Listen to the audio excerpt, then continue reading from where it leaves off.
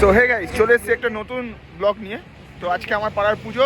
তো এখন রাত্রি ঠিক কটা বাজে একবার দেখিয়ে দিচ্ছি, একটু দাঁড়াও। এখন বাজে 3:10। তো পাড়ায় দণ্ডি কাটা হবে, যে যার মানসিক করা আছে। তো আমরা এই দণ্ডি কাটার দিকে এগিয়ে গেছে, তো আমরাও যাচ্ছি। তো চলো, পুরো ফুটেজটা আসবে তোমাদের কাছে। তো ভালো লাগলে আমার চ্যানেলটাকে লাইক সাবস্ক্রাইব করে পাশে থাকবে। তো চলো, আস্তে আস্তে সব কিছু দেখাবো। আমার পাড়ার পুজো অনেক অনেক মানে স্মৃতি এখনও জড়িয়ে আছে, তো ওইগুলোও দেখাবো। তো চলো, তো চলে এসেছি পুকুরে।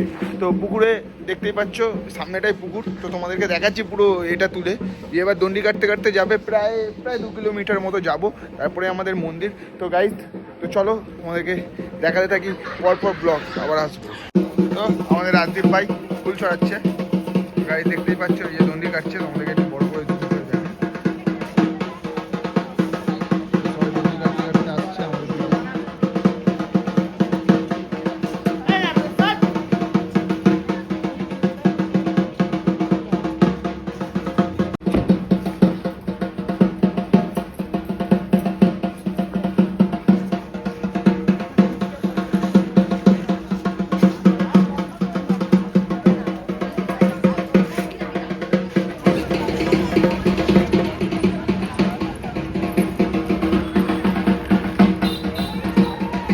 পাড়ার মা বোনেরা, অনেক অনেক ছোটো ছোটো বোনেরা সবাই দণ্ডি কাটছে, দেখতে পাচ্ছ গাইজ।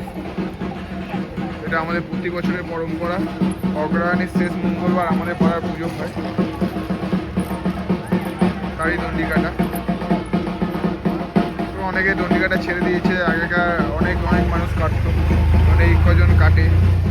যাদের যাদের মানসিক মা যাদেরকে মঙ্গল করেছে, তারা দণ্ডি কাটে। তোমাকে পাড়ার মা কাকিরা কাটতো, আমার ছোটো ছোটো বোনেরা কাটে, ভাইয়েরা কাটে। সো গাইস, আমরা রাত জেগে আছি এখন, দেখতেই পাচ্ছ এখানে। তো দণ্ডি কাটা হচ্ছে, আমরা সবাই মোটামুটি পাড়ার ভাইয়েরা সবাই আমরা রাত জেগে আছি।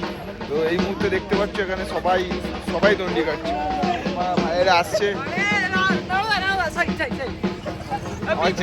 আমার চ্যানেলটাকে লাইক সাবস্ক্রাইব করে দাও, ছোটো ছোটো ভাইয়েরা আছে, তো ভাইদের জন্য একটা লাইক সাবস্ক্রাইব দরকার। তো আমার চ্যানেলের নাম আশা করি সবাই জানো, বাদে পুকুরের ডন। তো সবাই সাবস্ক্রাইব করে পাশে থাকো।